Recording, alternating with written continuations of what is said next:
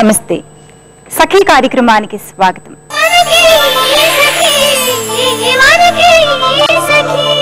జీవితంలో అన్ని బంధాల కన్నా స్నేహబంధం చాలా విలువైంది.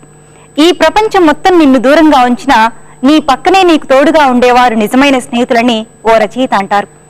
మీకు మంచి స్నేహితులు ఎంతమంది ఉన్నారని ఓ సర్వే సంస్థ టీనేజ్ అమ్మాయిల మీద పరిశోధన జరిపింది. అందులో చాలా మంది చెప్పిన సంగతులు ఏమిటంటే, కొంతమంది మాకు అసలు స్నేహితులే లేరని చెప్పారు.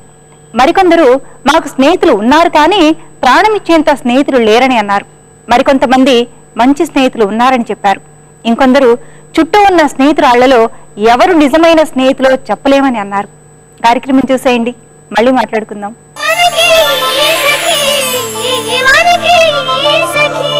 నమస్కారం, మీ సఖి కార్యక్రమానికి స్వాగతం. సఖులు ఈరోజు మన కార్యక్రమంలో మహిళలు ఎదుర్కొనే చట్టపరమైన సమస్యలకు చక్కని సలహాలు సూచనలు అందించడానికి మనతో పాటు హైకోర్టు న్యాయవాది పార్వతి గారు ఉన్నారు. మరి ఆవిడతో మాట్లాడి మరికొన్ని విషయాలు తెలుసుకుందాం. నమస్తే మేడం. నమస్తే. మరొక సఖి లెటర్ రాశారు మేడం, చదవమంటారా? చదవండి మేడం. మనం చూస్తున్నాం, నగ్మ గారు ఒక రాజకీయ పార్టీ ప్రచారానికి వెళ్ళినప్పుడు ఆ పార్టీ ఎమ్మెల్యే ఆమెను కౌగిలించుకొని అసభ్యంగా ప్రవర్తించారు. మరి రాజకీయాల్లో ఉండే మహిళలకు భద్రత లేనప్పుడు సామాన్య మహిళలకు భద్రత ఏంటి? ఇలా అసభ్యంగా ప్రవర్తిస్తే వీటి గురించి చట్టాలు ఏం చెబుతున్నాయి? అసలు ఎందుకు ఇలా ప్రవర్తిస్తారంటూ ఈ సఖి లెటర్ రాశారు మేడం. ఇటీవల కాలంలో మనం చూస్తున్నామమ్మా, మరి ప్రచారానికి వెళ్ళినటువంటి రాజకీయ నాయకురాళ్ల పైన ఏ రకంగా అసభ్యంగా ప్రవర్తిస్తున్నారు. దీనికి కారణం మనం ఒక రకంగా ఆలోచిస్తే, మహిళల పట్ల ఉండేటటువంటి వ్యతిరేక భావన, మహిళల పట్ల ఉండేటువంటి వివక్ష, వాళ్ళు ఆయా రంగాల్లో పైకి రాకుండా చేసేటటువంటి ఒక రకంగా నిరోధక చర్యలుగా మనం కూడా భావించవచ్చు. మరి ఒకవైపు 33% రిజర్వేషన్ రావాలి, మరి మహిళలందరూ కూడా రావాలి, రాజకీయాలలో వారి భాగస్వామ్యం పెరగాలి అని చెప్పేసి అందరూ కూడా ఘోషిస్తున్నారు. ఇంకొక వైపు మహిళలు వస్తుంటే వాళ్ళు రాకుండా వాళ్ళు ఆత్మ న్యూనత భావానికి లోనయ్యేలాగా, ఎంతో వేదనకు లోనయ్యేలాగా సాటి రాజకీయ పార్టీల నాయకులే ప్రవర్తిస్తున్నారు. ఇది ఇప్పటి సంఘటన కాదు. మనం అనేక సంవత్సరాల నుంచి గమనించినా కూడా పాత రోజుల్లో, అంటే జయలలిత గారిని కూడా ఏ రకంగా అవమానించారో మన సకులందరికీ కూడా తెలుసు. పాపం ఆవిడ దుస్తులు ఊడదీసేటటువంటి ప్రయత్నం కూడా చేశారు, కీచకుల్లాగా సీన్ క్రియేట్ చేశారు. తర్వాత స్మృతి ఇరానీ గారు కూడా ఈ ప్రచార సభకు వెళ్ళినప్పుడు ఆవిడ పట్ల ఎంత అసభ్యంగా ఇండిసెంట్ గా ప్రవర్తించారో తెలుసు. ఇంకా ఖుష్బు పట్ల చెలరైన దుమారం మనకు తెలుసు. ఆవిడ పాపము రాజకీయ ప్రచారానికి బయలుదేరి చేసినటువంటి వ్యాఖ్యానాల పట్ల ఏ రకంగా దుమారం చెలరేగిందో, ఆవిడని ఏ రకంగా సాధించారో వేధించారో మనకు చూస్తూనే ఉన్నాము. ఇంకా నిన్నగాక మొన్న నగ్మా గారి ఇన్సిడెంట్ రెండోసారి కూడా రిపీట్ అయింది. అంటే ప్రచార సభలకు వెళ్ళినప్పుడు ఆ మహిళను ఆ రకంగా టచ్ చేసేటటువంటి అవసరం ఏమొస్తుంది అక్కడ?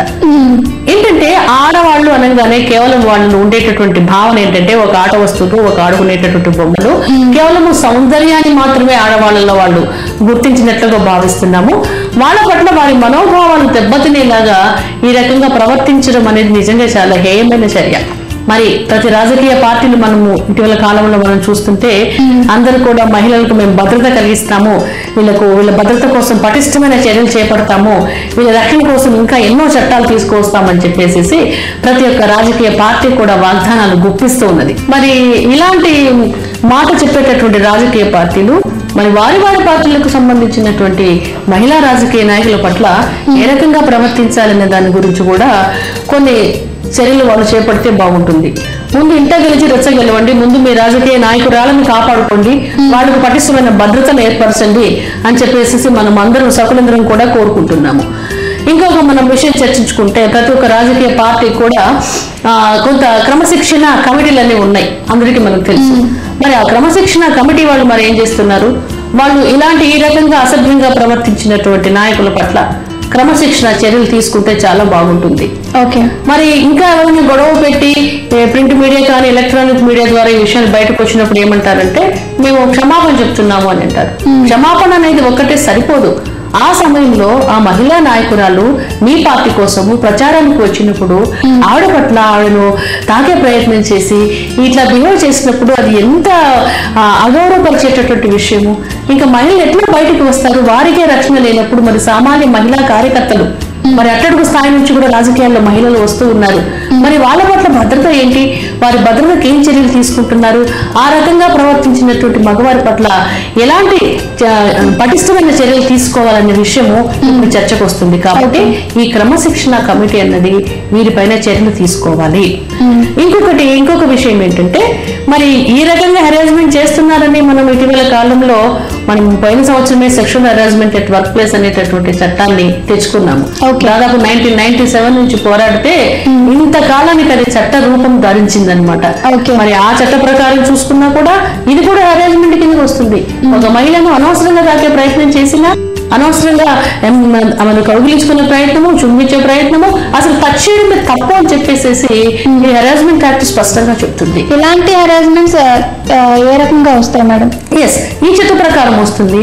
తర్వాత ఇంకోటి ఏంటంటే, మనకు నిర్భయ చట్టంలో కూడా చెప్తున్నారన్నమాట, మహిళలను వెంటబడ్డము, వేధించడము, తాకే ప్రయత్నాలు చేయడము, ఇండిసెంట్ గా ప్రవర్తించడము, వారి దుస్తులు ముట్టుకునేటటువంటి ప్రయత్నాలు చేయడము, అట్లాగే సైకిల్ చేయడము, డ్యూయల్ అంటే డబుల్ మీనింగ్ మాటలు మాట్లాడడము, అసభ్యమైన అశ్లీలకరమైన చేష్టలు చేయడం అన్నమాట.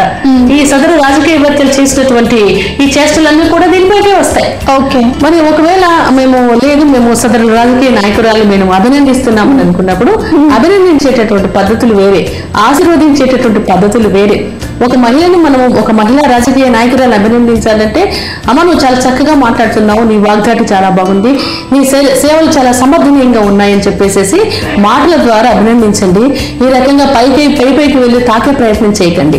ఈ విషయం మనం సభ్యులకు ఎందుకు చెప్తున్నామంటే, చాలా మంది ఇలాంటి విషయాలు ఖండించినప్పుడు ఆ వృద్ధ రాజకీయ నాయకులు తీసుకుపోయేటటువంటి స్టాండ్ ఏంటంటే, అమ్మ నువ్వు నా సోదరి లాంటి దానివి, లేకపోతే నా కూతురు లాంటి దానివి, ఇంకా మరీ వృద్ధులైతేనేమో నా గ్రాండ్ డాటర్ లాంటి దానివమ్మ, అందుకని నిన్ను ఈ రకంగా టచ్ చేసే ప్రయత్నం చేశానని చెప్పేసి డిఫెన్స్ తీసుకుంటున్నారు. అభినందించాలన్నా, ఆప్యాయత చూపించాలన్నా మాటల్లో మీ ఆప్యాయత చూపించండి అని చెప్పేసి మనం ఉంటున్నాము. ఇంకా చట్టాల గురించి వస్తే, ఒక మహిళ పట్ల అసలు టచ్ చేయడమే అది దేనికి వస్తుందంటే, outraging the modesty of women, insulting the modesty of women, section 509 of IPC, section 354 of IPC కింద వస్తుంది. దీని కింద కేసెస్ బుక్ చేయొచ్చు. ఒక మహిళ పైన దౌర్జన్యంగా ప్రవర్తించడము, ఆవిడ గౌరవ మర్యాదలకు భంగం పాటలాగా ప్రవర్తించడం అన్నీ కూడా ఈ IPC చట్టం ప్రకారము శిక్షార్హమైన నేరాలుగానే అందరికీ తెలిసినటువంటి విషయమే. కాకపోతే ఈ సదరు ఈ రాజకీయాలకు వచ్చేటటువంటి ఇలాంటి అవమానం పొందినటువంటి మహిళలు ఆ క్షమాపణలు చెప్పిన తర్వాత ఊరుకోకుండా వాళ్ళపైన క్రిమినల్ చర్యలు చేపట్టేలాగా వీళ్ళు పోరాడినప్పుడు మాత్రమే ఇక ముందు మన రాజకీయాలకు వెళ్ళేటటువంటి మహిళల పట్ల ఎవరు కూడా ఈ రకంగా అసభ్యంగా ప్రవర్తించకుండా ఉంటారు. ఓకే మేడం, మరి రాజకీయాల్లో ఉండే మహిళలపై ఇలా అసభ్యంగా ప్రవర్తించే వ్యక్తులపై కేసు పెట్టాలంటే ఆ కేసుని ఎలా తీసుకుంటున్నారు? వాళ్ళు కేసులు పెట్టదలుచుకుంటే కంపల్సరీగా పోలీస్ స్టేషన్ కి వచ్చి కంప్లైంట్ ఇవ్వచ్చమ్మా.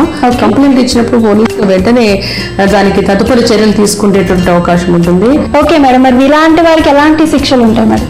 ఎలాంటి శిక్షలు అన్నప్పుడు మనం చట్ట ప్రకారం చూసుకుంటే section 509 of IPC, section 354 of IPC ఉన్నది. దీని ప్రకారం అయితే సంవత్సరం నుండి 3 సంవత్సరాల వరకు శిక్ష పడేటటువంటి అవకాశం ఉన్నది. ఇంకా sexual harassment at work place ప్రకారం చూసినా కూడా దాన్ని కూడా దాదాపు 3 సంవత్సరాలు శిక్ష పడే అవకాశం ఉన్నది. దాంతో పాటు కాంపెన్సేషన్ అంటే నష్టపరిహారం పొందేటటువంటి అవకాశం కూడా ఉంటుంది. ఓకే మేడం, మరి రాజకీయాల్లో ఉండే మహిళలపై అసభ్యంగా ప్రవర్తిస్తే ఆ చట్టం ఎవరికైనా వర్తిస్తుందని దీని గురించి చాలా చక్కగా వివరించి చెప్పినందుకు ధన్యవాదాలు. నమస్తే. నేడు ప్రపంచమంతా కంప్యూటర్ మయమైపోయింది. చాలా మంది మనుషులతో కంటే కంప్యూటర్లతోనే ఎక్కువ స్నేహం చేస్తున్నారు. ఈ రోజుల్లో ఫేస్బుక్ ద్వారా ఏర్పడే స్నేహాలే ఎక్కువగా ఉంటున్నాయని ప్రపంచవ్యాప్తంగా అనేక దేశాల్లో విభిన్న ప్రాంతాల్లో జరిగిన ఈ సర్వేల్లో తేలింది. ఫేస్బుక్ లో ప్రతి ఒక్కరికి సగటున 100 మంది స్నేహితులు కలిగిన వారు చాలా ఎక్కువగా ఉన్నారు. చాలా మంది పక్కనున్న వారిని పలకరించే తీరికలేనంతగా ఫేస్బుక్ లో స్నేహితురాళ్లతో మునిగి తేలుతున్నారు. ఫేస్బుక్ లో ఇంతమంది స్నేహితులు ఉన్నా ఏదో వెలితి టీనేజ్ అమ్మాయిల జీవితాల్లో ఉన్నట్లు సర్వేల్లో బయటపడిన విషయం. ఈ కార్యక్రమం చూసిన తర్వాత మరిన్ని విషయాలు మాట్లాడుకుందాం.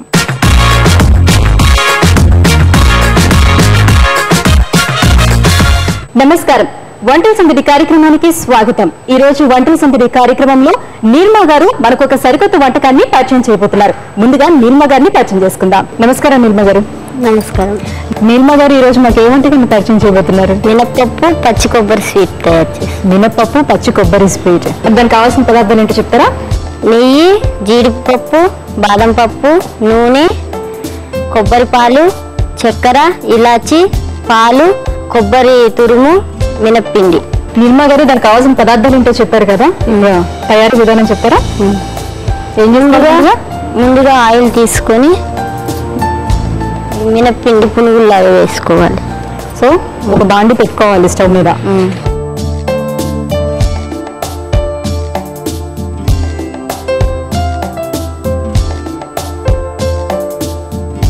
ఎంత వేసుకోవాలి ఆయిల్? డీప్ ఫ్రైకి సరిపడా. పునుగులు అంటే ఇంకా ఇడ్లీ పిండి ఎలా కలుపుకున్నామో అట్లానే తయారు చేసుకోవాలా మినపప్పుని? గారెల పిండి. గారెల పిండి అంటే అటు గారెల్లాగా కాకుండా ఇడ్లీ పిండిలా కాకుండా మధ్య రకంగా తయారు చేసుకోవాలి. మరి గట్టిగా కాకుండా మరీ మెత్తగా కాకుండా వేసుకునే వీలుగా చిన్న చిన్న. నిర్మా గారు ఆయిల్ కాగిపోయినట్టుంది కదా, ఇంకా వేద్దామా? వేద్దాం.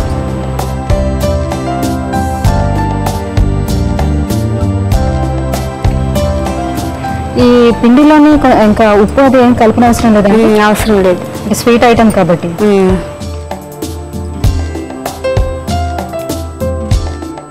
కొంతమంది తినే సోడా అది కలుపుకుంటారు కదా, అలాంటిది ఏం అవసరం లేదు, స్వీట్ కావాలి.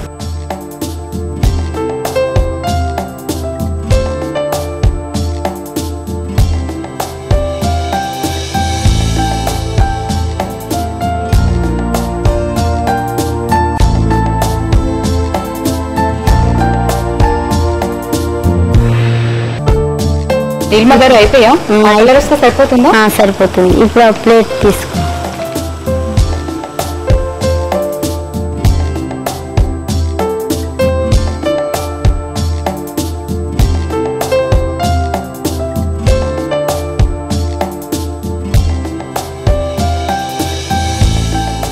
ఓకే, తర్వాత ఏం చేసుకోవాలండి? ఈ బండి వేరే బండి, ఇంకో బండి పెట్టుకోవాలి. ఇది ఆఫ్ చేసేసుకున్నాం.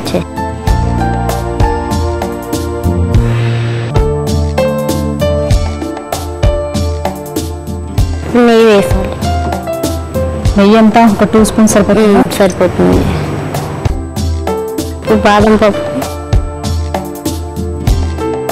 జీడిపప్పు అలాగే బాదం పప్పులు ముందుగా వేయించి పెట్టుకోవాలి. ముందుగా ముక్కలు కట్ చేసిన అది ఇందులో వేయాలి. చిన్న చిన్న పీసుల్లో కట్ చేసుకుందాం. ఎందుకు అవి సపరేట్ గా ఇవి సపరేట్ గా? ఈ పైన గార్నిష్ కి ఇందులోనే. ఇప్పుడు కొబ్బరి తురుము,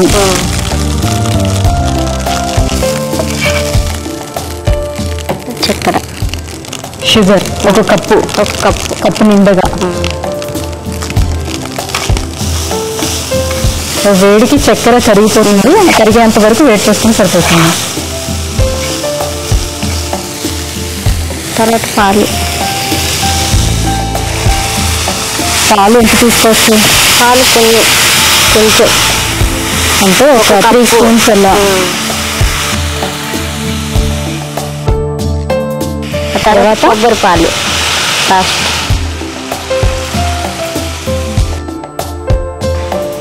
ఇది బాగా బాయిల్ చేయాలా? తర్వాత ఇలాచి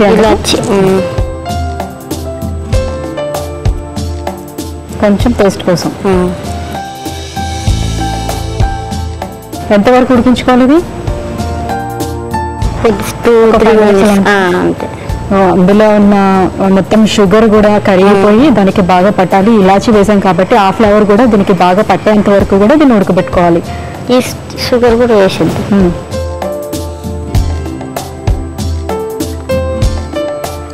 సేమియా ఎలా తయారు చేసుకుంటామో అలానే చేసుకోవాలి. కాకపోతే ఇందులో పునుగులు వేసుకుంటాం. నీలిమ కర్రీ అయిపోయిందా అండి? అయిపోయిందండి.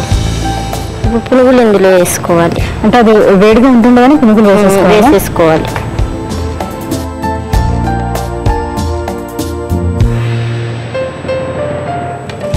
స్టవ్ ఆఫ్ చేసుకుని అవసరం లేదా? ఆఫ్ చేయండి. కొద్దిసేపు ఇది ఈ నీళ్ళలో ఒక 5 minutes అయితే ఇది మొత్తం పీల్చుకుంటాయి. సో ఆఫ్ చేసేసుకున్నా ఏం ప్రాబ్లం ఉండదు. సో వేడివేడిగా ఉన్నప్పుడే పునుగులు వేసుకుంటే మొత్తం ఆ పాకం అంతా కూడా పునుగులకు పడుతుంది.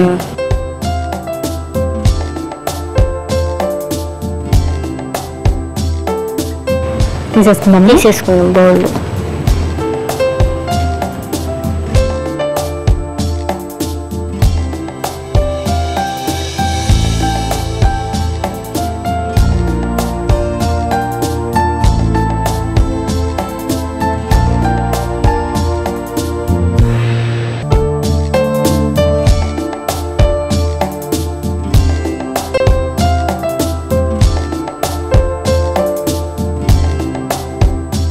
గార్నిష్ చేసుకున్నామండి. అంటే ముందుగా వేయించి పెట్టుకున్న బాదం పప్పు, జీడిపప్పు ఇప్పుడు లాస్ట్ లో ఇంకా గార్నిష్ చేసుకోవాలి. మినపప్పు పచ్చి కొబ్బరి స్వీట్ రెడీ అయిందండి. టేస్ట్ చూసి చెప్పండి. తప్పకుండా అండి. చూసారు కదండి నీలిమ గారు తయారు చేసిన మినప్పప్పు పచ్చి కొబ్బరి స్వీట్. దీనికి కావలసిన పదార్థాలు అలాగే తయారీ విధానం మరొకసారి. మినప్పప్పు పచ్చి కొబ్బరి స్వీట్ కు కావలసిన పదార్థాలు: కొబ్బరి తురుము, మినప్పప్పు, కొబ్బరి పాలు, ఆయిల్, షుగర్, నెయ్యి, బాదం పప్పు, జీడిపప్పు, పాలు. మినప్పప్పు పచ్చి కొబ్బరి స్వీట్ తయారీ విధానం: ముందుగా మినప్పప్పు నానబెట్టుకొని రుబ్బి పెట్టుకోవాలి. తర్వాత స్టవ్ వెలిగించి బాండి పెట్టుకొని డీప్ ఫ్రై కి సరిపడా ఆయిల్ వేసి ఆయిల్ కాగగానే మినప్పప్పు పిండితో చిన్న చిన్న పునుగుల్లా వేసుకోవాలి. అవి గోల్డెన్ బ్రౌన్ కలర్ వచ్చిన తర్వాత తీసి పక్కన పెట్టుకోవాలి. తర్వాత ఇంకో బాండి పెట్టుకొని అందులో 2 స్పూన్స్ నెయ్యి వేసి బాదం, జీడిపప్పు వేసి వేగించి పక్కన పెట్టుకోవాలి. తర్వాత అదే బాండిలో చిన్న చిన్న ముక్కలుగా చేసి పెట్టుకున్న జీడిపప్పు, బాదం పప్పు వేసుకోవాలి. తర్వాత కొబ్బరి తురుము, చక్కెర వేసి కొద్దిసేపు వేగించి పాలు, తర్వాత కొబ్బరి పాలు, ఇలాచి వేసి బాగా మరిగాక అందులో తయారు చేసుకున్న పునుగులను వేసుకొని స్టవ్ ఆఫ్ చేసుకొని ఒక బౌల్ లోకి తీసుకొని వేయించిన జీడిపప్పు, బాదంతో గార్నిష్ చేసుకుంటే మినప్పప్పు పచ్చి కొబ్బరి స్వీట్ రెడీ. మినప్పప్పు పచ్చి కొబ్బరి స్వీట్ కు కావాల్సిన పదార్థాలు అలాగే తయారీ విధానం చూశారు కదా. ఇప్పుడు దీన్ని రుచి చూసి ఎలా ఉందో చెప్తాను.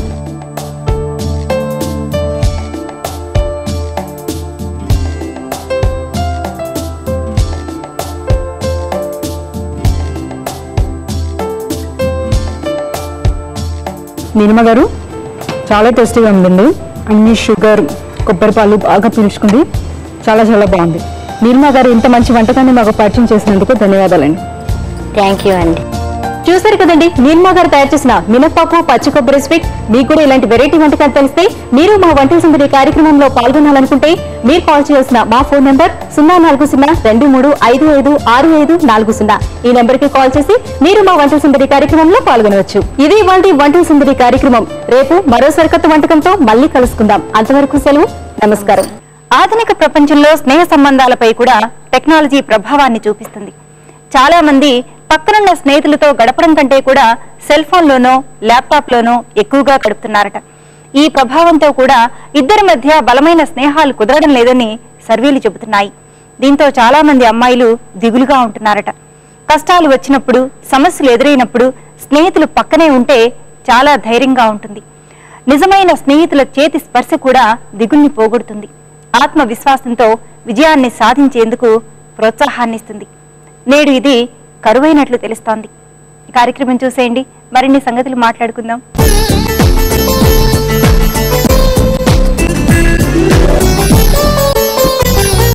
నమస్కారం. కళాసౌరభం కార్యక్రమానికి స్వాగతం. ఈ రోజు మన కళాసౌరభం కార్యక్రమంలో భరతనాట్యంలో తనకంటూ ప్రత్యేకమైన స్థానాన్ని సంపాదించుకుని ఎంతో మందికి శిక్షణ ఇస్తున్న ప్రముఖ నాట్య కళాకారిణి శ్రీమతి గౌతమి గారు ఉన్నారు. మరి ఈ రోజు కళాసౌరభం కార్యక్రమంలో ఆవిడతో కాసేపు ముచ్చటిద్దాం.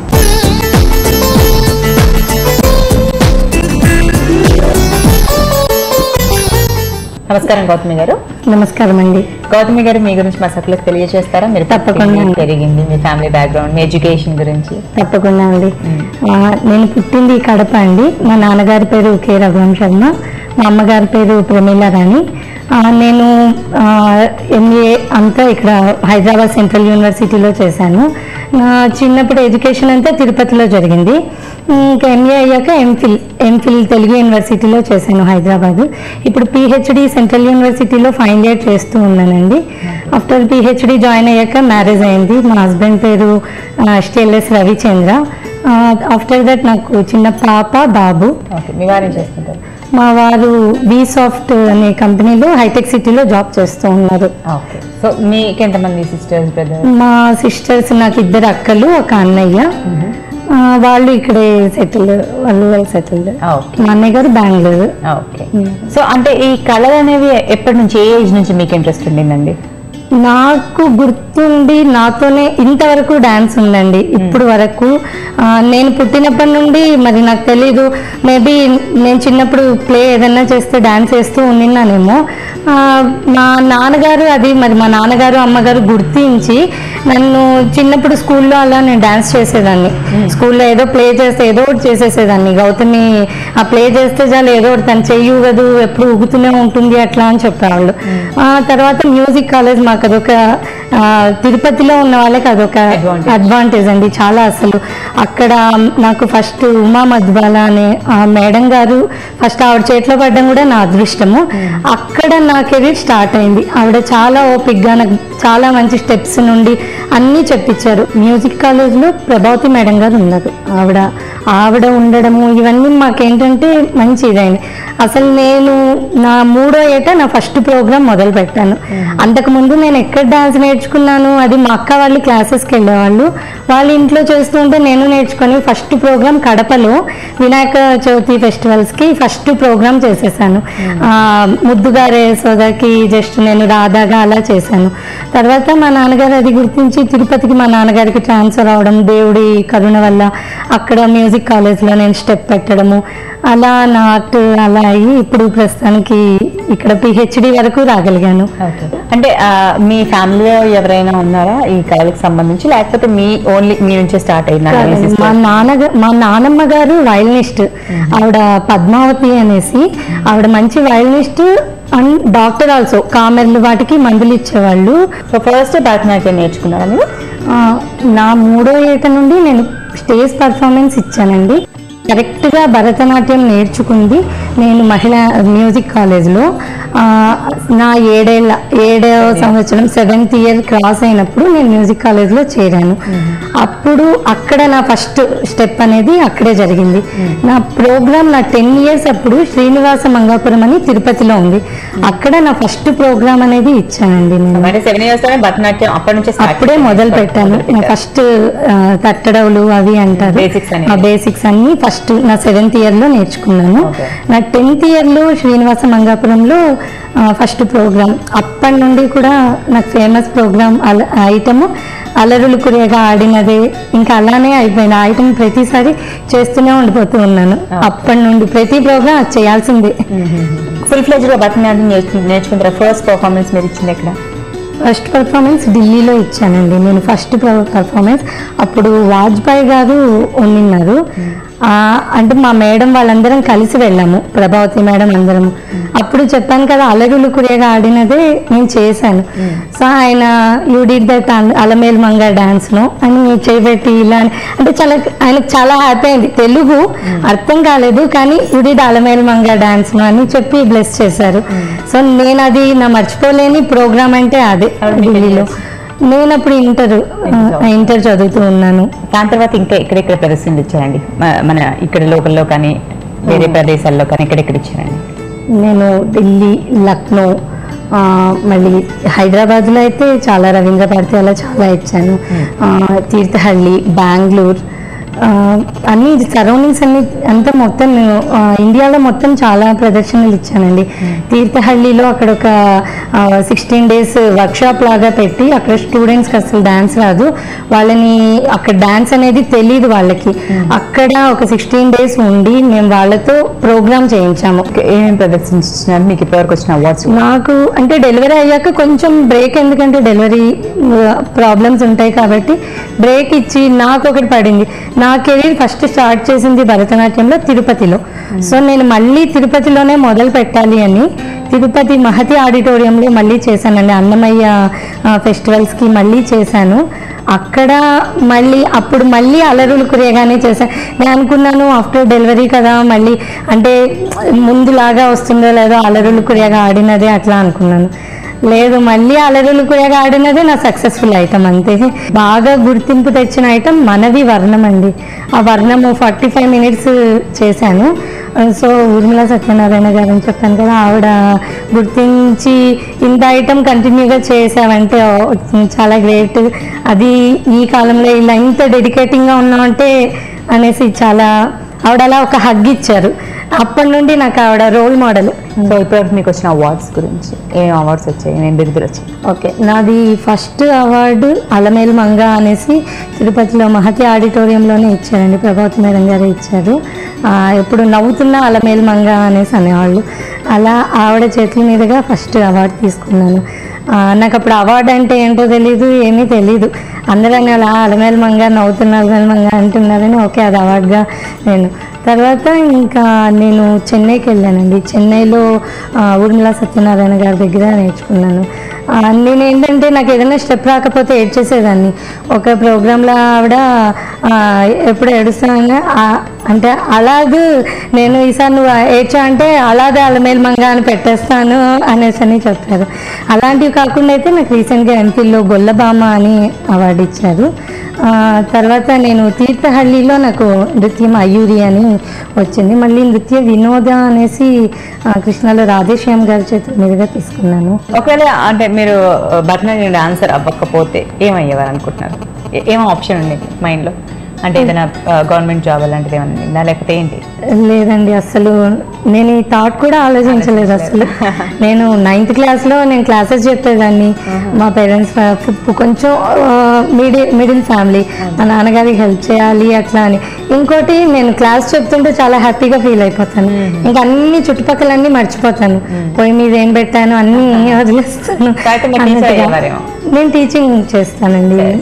ఆక్రిడ్జ్లో చేశాను రీసెంట్గా. మహిళా యూనివర్సిటీలో 2 years లెక్చరర్గా చేశాను. మనకంటే ఒక గురువు గారు ఉంటారు మన లైఫ్లో. సో మరి భరతనాట్యం సంబంధించి గురువు గారు ఎవరు అని అంటే ఫస్ట్ మీకు గుర్తొచ్చేది ఎవరండి? ఉమా ముద్దుబాల గారండి, మ్యూజిక్ కాలేజ్. ఆవిడే నాకు ప్రాణం పోసారు. బొమ్మ ఒక్కటి ఉంటే సరిపడు కదా, ప్రాణం పోసింది అయితే ఉమా ముద్దుబాల గారు. దానికి కొంచెం అందాలు దిద్దింది పిల్లయ్య గారు, దేవేంద్ర పిల్లయ్య గారు. ఆ బొమ్మను బయటికి తెచ్చింది ప్రభావతి గారు. దానికి ఇంకొన్ని కళలు నేర్పించింది, నేను చూసి నేర్చుకుంది ఊర్మిళ సత్యనారాయణ గారు, నా రోల్ మోడల్ ఆవిడ. తర్వాత నేను అంటే వీళ్ళందరూ కలిసి ఎవరి చేతిలో పెడితే కొంచెం బాగా అవుతుందంటే రామలింగ శాస్త్రి గారి చేతిలో పెట్టారు. సో ఆఫ్టర్ మంచి సాగింది. గౌతమి గారు, మీలాగే కళలు అంటే ఇంట్రెస్ట్ ఉన్న వాళ్ళు చాలా మంది ఉంటారు. మీ కళ నెరవేరింది, మరి ఎంతో మంది అక్కడ ఎదురు చూస్తున్నారు వాళ్ళ కళలు నెరవేర్చుకోవడానికి. వాళ్ళందరికీ మీరు ఇచ్చే సందేశం ఏంటండి? దయచేసి అండి, నా రిక్వెస్ట్ అనుకుంటున్నాను, డ్యాన్స్ నేర్పించే వాళ్ళు ఎంతోమంది కళ మీద ఇంట్రెస్ట్ ఉన్న వాళ్ళు బేసిక్స్ నుండి పర్ఫెక్ట్గా నేర్పించాలండి. ఆ బేసిక్ నుండి పర్ఫెక్ట్గా నేర్పిస్తే వాళ్ళ కళలు తీరుతాయి. చాలామంది కళలతో ఉంటారు, వాళ్ళ కళలు తప్పకుండా తీరుతాయి. బేసిక్స్ నుండి బాగా నేర్పించాలని కోరుకుంటున్నాను. ఇదండి ఇవాళ మన కళా సౌరభం కార్యక్రమం. మరో చక్కటి ఎపిసోడ్లో మనం కలుసుకుందాం. అంతవరకు నమస్తే. చదువుకునే సమయంలో కావచ్చు, లేదా పెళ్లిళ్ళు చేసుకున్న తర్వాత కావచ్చు, ఎప్పుడైనా మంచి స్నేహితులు ఉన్నవారు సంతోషంగా ఉంటారని సర్వేలు చెబుతున్నాయి. మనల్ని అమితంగా ప్రేమించే తల్లిదండ్రులు, అన్నదమ్ములు నిత్యం మన వెంట ఉండలేరు. కాబట్టే ఆ లోటును భర్తీ చేసేందుకు మంచి స్నేహితులు కావాలట. మన బాధలు, సంతోషాలు, భావాలు, ఆలోచనలు అన్నీ పంచుకునే వారే నిజమైన స్నేహితులు. ఎటువంటి అరమరికలు లేకుండా మనల్ని ప్రేమించగలిగే వారే మంచి స్నేహితులు. అలాంటి మంచి స్నేహితులు ఉన్నవారే జీవితంలో ఎక్కువ విజయాలు సాధిస్తారట. కార్యక్రమం చూసిన తర్వాత మరిన్ని ముచ్చట్లు.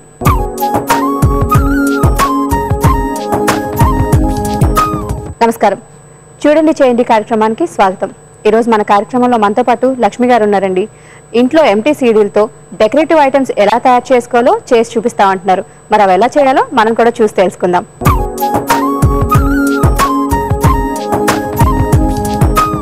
నమస్కారం లక్ష్మి గారు. నమస్కారం అంజలి. ఎలా ఉన్నారు? బాగున్నాను. సో ఇంట్లో ఉండే ఎంటీ సీడీలతో డెకరేటివ్ ఐటమ్స్ ఎలా చేసుకోవాలో చూపిస్తా అన్నారు కదా, మరి దానికి కావాల్సిన వస్తువులు ఏంటి? CD, glue, glitter, glass outliner, marker, scissor, bottle bottom, glass colour. కావాల్సిన వస్తువులు చెప్పారు కదండి, ఇప్పుడు ఎలా తయారు చేసుకోవాలి?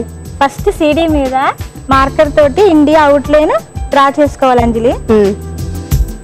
సో మనం అలాగే ఏది కావాలంటే అలా డ్రా చేసుకోవచ్చు కదండి. నేను ఇప్పుడు ఇండియా డ్రా చేసి చూపిస్తున్నాను. సీడీ మీద చాలా ఐటమ్స్ చేసుకోవచ్చు సీడీ తోటి.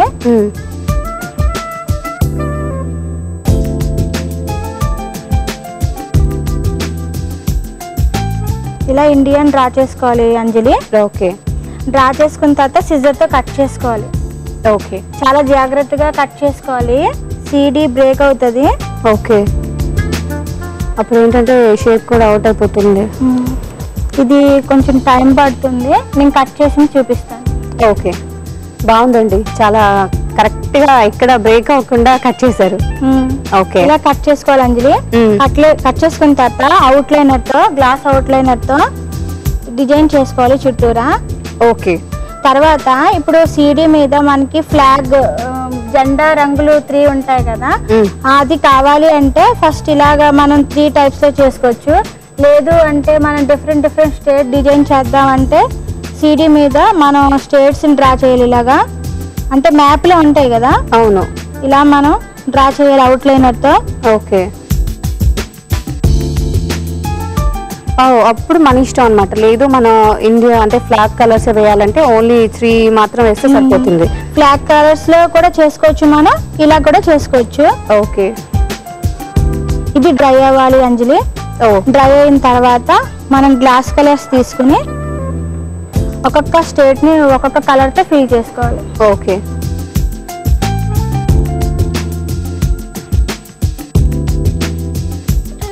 ఇలాగా అంటే మనకి స్టేట్స్ డిఫరెంట్ తెలియడం గురించి ఒక్కొక్క కలర్ తో ఫిల్ చేసుకోవాలి. ఓకే ఓకే, సో ఇది ఆడడానికి ఎంత టైం పడుతుందండి? ఆడడానికి ఒక 10 minutes పడుతుంది అంజలి. ఓకే, సో లక్ష్మి గారు ఏం చేస్తుంటారు మీరు ఖాళీ టైంలో? నేను ఆర్ట్ అండ్ క్రాఫ్ట్ ట్రైనర్ ని actually. Good. School art and craft చెప్తూ ఉంటాను. ఓకే, నాది బ్లాగ్ స్పాట్ యూట్యూబ్ లో వీడియోస్ కూడా ఉంటాయి, క్రాఫ్ట్ వీడియోస్, అవి అప్లోడ్ చేస్తూ ఉంటాయి.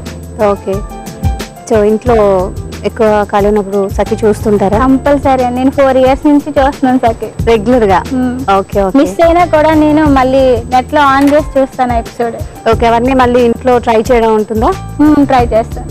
ఓకే, ఇప్పుడు మనం కలర్ అప్లై చేసిన తర్వాత ఆ చుట్టూరా 3D అవుట్లైనర్ తీసుకుని డిజైన్ చేసుకోవాలి అంజలి ఇలా. ఓకే,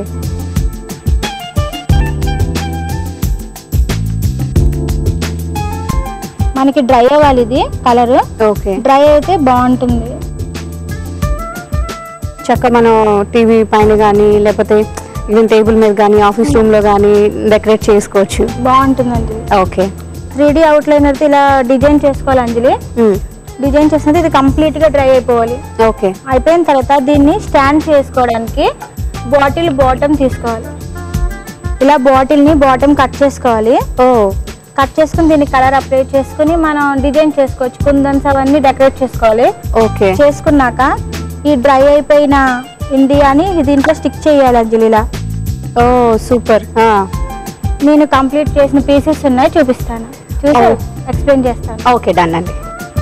ఇది మనం ఇందాక డిఫరెంట్ స్టేట్స్ ని ఫామ్ చేసాం కదా, అవును, అలా డిఫరెంట్ గా స్టేట్స్ ఫామ్ చేసి ఒక్కొక్క కలర్ అప్లై చేయాలి అంజలి. సో లేదు మనకి సింగిల్ గా మన ఫ్లాగ్ కలర్ కావాలి అనుకుంటే అలా, ఇలా ఫ్లాగ్ కలర్స్ కావాలి అనుకుంటే 3 కలర్స్ అప్లై చేస్తే ఇలా అవుతుంది. ఓకే, మనం బాటమ్ కూడా మనం నచ్చిన కలర్ వేసుకోవచ్చు, వేసుకుని డెకరేట్ చేసుకోవచ్చు అంజలి కుందన్స్ తోటి. సూపర్. ఇవి మనకి స్పోర్ట్స్ ఫంక్షన్స్ అవుతూ ఉంటాయి కదా పిల్లలకి స్కూల్లో, వాళ్ళకి ఎస్సే రైటింగ్ కాంపిటీషన్స్ అవి విన్ అయినప్పుడు మనం గిఫ్ట్ కింద ఇవ్వచ్చు వాళ్ళకి. అవును, ఆల్రెడీ నేను 25 ప్రాజెక్ట్స్ చేసి ఇచ్చాను. అవునా, సూపర్. ఇంకోటి ఏంటంటే మన ఆఫీస్ రూమ్ లో గానీ చక్కగా ఇంట్లో కూడా పెట్టుకోవచ్చు, టేబుల్ పైన స్టడీ టేబుల్ మీద కానీ ఎక్కడైనా పెట్టుకుంటే చాలా నీట్ గా ఉన్నాయండి, చాలా బాగున్నాయి. ఏంటంటే మామూలుగా ఎంటీ ఉన్న సిడీస్ కానీ వేస్ట్ గా ఉన్న సిడీస్ కానీ అవి అలాగే వదిలేకుండా కొంచెం మనం టైం స్పెండ్ చేస్తే చక్కగా మంచి మంచి డిజైన్ అంటే మనం ఇంట్లో వాడుకునేటువంటి మంచి డిజైన్స్ కూడా చేసుకోవచ్చని మా సఖులందరికీ చక్కగా చేసి చూపించారండి. లక్ష్మి గారు మీకు ధన్యవాదాలు. ధన్యవాదాలు.